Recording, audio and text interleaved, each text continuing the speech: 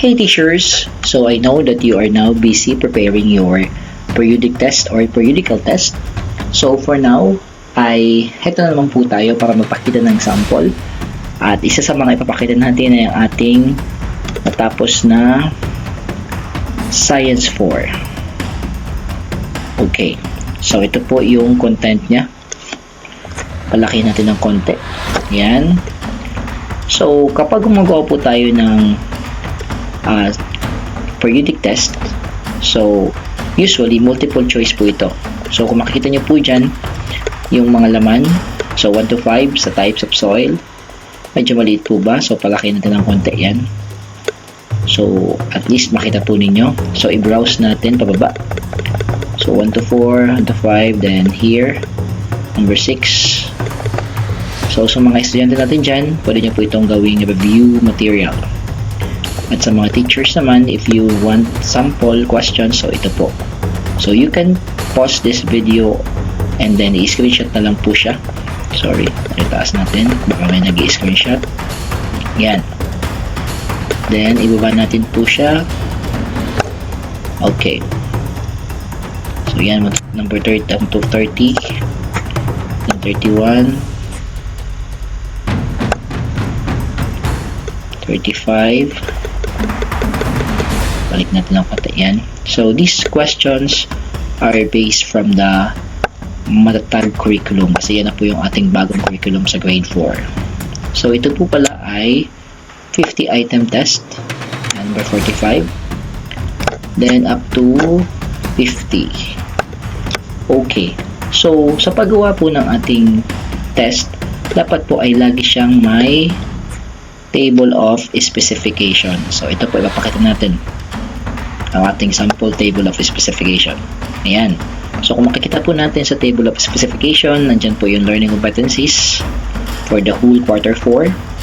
Then yung ating revised Bloom's taxonomy, and which is divided into 60, 30, and 10%. 60 for the easy, 30 for the average, and 10% for the questions, ang level of difficulty.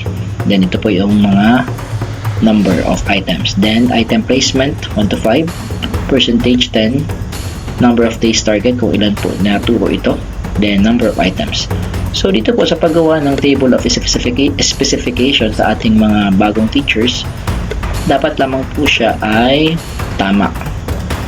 So meron naman po dito tayo teachers na pagbabasehan, yan yung verb.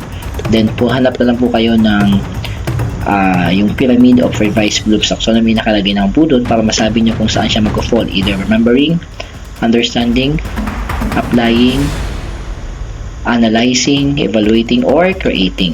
So yan po siya. So balikan po natin yung sample dito, yung learning competency. Tama ba na ito ay nag-fall sa 1 to 5, yung types of soil? So balikan natin yung questions.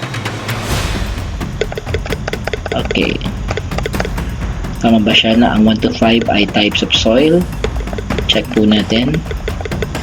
Ayan. Yes po. Ayan, 1 to 5. Okay, so again, this is 1 to 50 items. Pwede nyo po siyang i-pause if you want the questions. Then yung ating pong table of specification, yan po siya. And then sa baba po yung total. Then of course, ito po na pag gumagawa tayo ng test, lagi po siya dapat may key to correction. Pero hindi na po natin masyadong kapakita ang key to correction. Anyway, yan po siya. Screenshot na lang, pwede naman.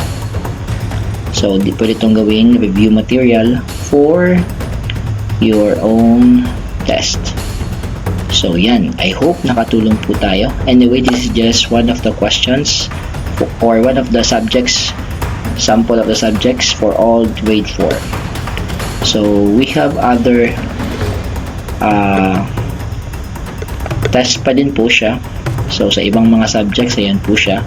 Then yung TOS. So you can still have this. I hope nakatulong po tayo.